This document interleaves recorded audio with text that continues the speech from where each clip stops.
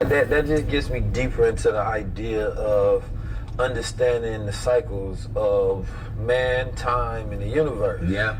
Like, because, a woman's menstrual cycle is considered to be Ophidian cycle, so it's outside of just 24 hours, but a woman goes through that cycle 13 times throughout the year. That's You exactly understand right. me? And so that, you have the old world calendars that's represented based on the moon, right, the lunar, but the new man calendar is based on the solar. So when man started to control time, his was based on himself, right? But when it was revolved around a woman, it was based on the universe. You understand me? And the correct cycles that keep us in balance. And we live out of balance when we live within man's time, right?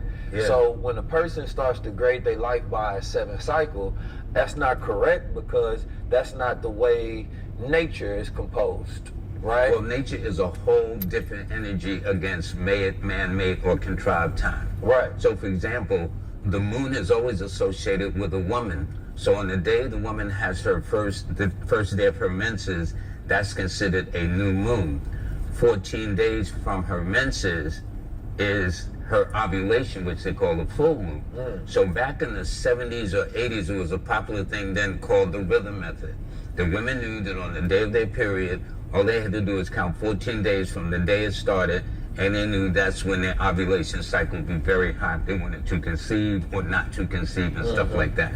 So all these things, now fast forward, all a woman got to do is download a fertility app. Well, see, that's dope though, right? So like, and this is why I was studying these cycles, because it's like, all right, I find myself